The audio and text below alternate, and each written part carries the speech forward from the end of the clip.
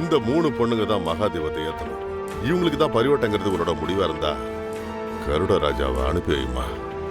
கருடராஜா வாயா, வந்து உன் உத்தரவை சொல்லியா.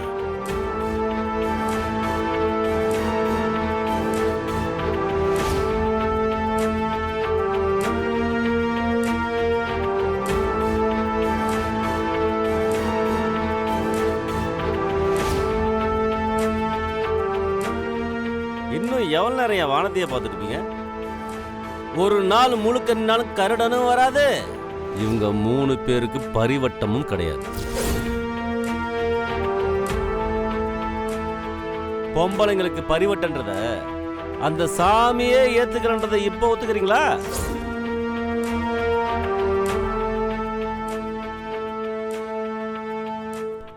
அம்மா தாயே வாமா, அருள் தாமா இருக்கிறோம்.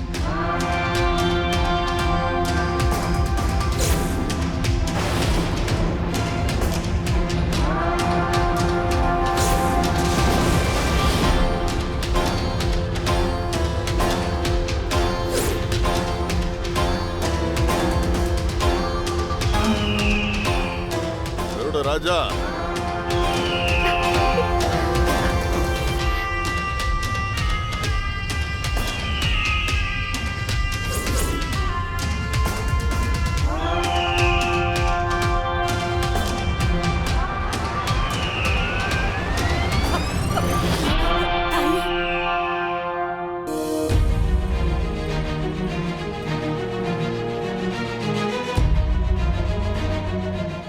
இனிமே இந்த ஆளுக்கு பரிவட்டம் கிடைக்காது.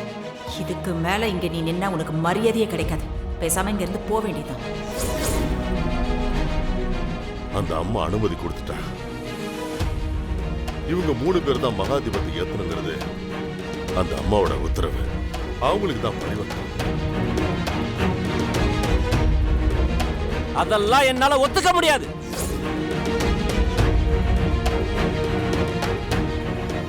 ஹலோ, உங்களுக்கு என்ன பிரச்சனை?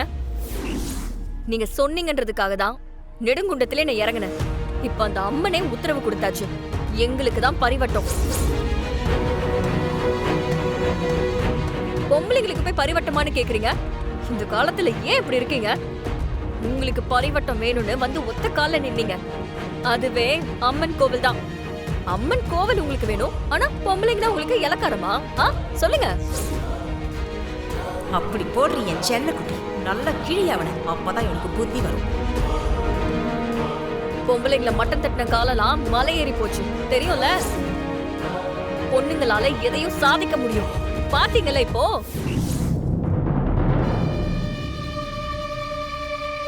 பொண்ணுங்க சாதிக்க பிறந்தவங்க, அத முதல்ல புரிஞ்சுக்கோங்க. ஆம்பளைங்களுக்குலாம் இதே குழப்பம் பாத்தீங்க. நல்லா உரைக்கிற மாதிரி சொல்லுங்க. அப்ப யாரும் இந்த ஆம்பளைங்களுக்குலாம் புத்தி வருதான்னு பாப்போம். பரிவட்டம் இந்த பொண்ணுங்களுக்கு தான். ஏதாவது பேசுனீங்களா பாருங்க.